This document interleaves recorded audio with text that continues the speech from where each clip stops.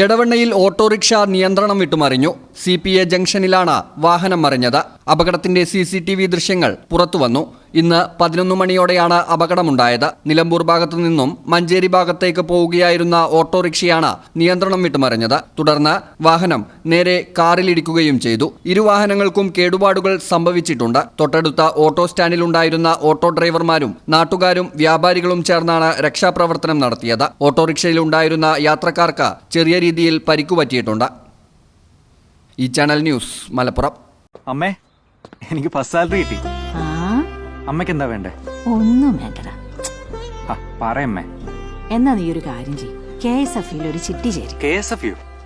Hi വേണുമാമ. എന്താ ഒരു ചിരി? നീ ഇരിക്കുന്ന MNC ജോലിക്കുള്ള എഞ്ചിനീയറിംഗ് ഡിഗ്രിയെ ചേച്ചി KSF ചേർന്ന് ഉണ്ടാക്കിയതാ. നിന്നെ കോച്ചിങ്ങിന് വിടാനും പഠിപ്പിക്കാനുള്ള ചേച്ചിയുടെ ധൈര്യം KSF ആയിരുന്നു. KSF-യുടെ പുതിയ ഹാർമണി ചിട്ടിയുണ്ട്. ഉടനെ നീ അതിൽ ചേരണം. KSF ഹാർമണി ചിട്ടികൾ. അമ്മേ, KSF ചിട്ടിയിൽ ഞാൻ ചേർന്നു കേട്ടോ. നന്നായടാ. അമ്മയ്ക്ക് മോനും ഇപ്പോ ഒരു സിംഗപ്പൂർ യാത്ര വരുന്നുണ്ട്. KSF ഹാർമണി ചിട്ടിയിൽ ചേരുന്ന 100 ഭാഗ്യശാലികൾക്ക് സിംഗപ്പൂർ യാത്ര സൗജന്യം. KSF, ഈ നാടിന്റെ ധൈര്യം.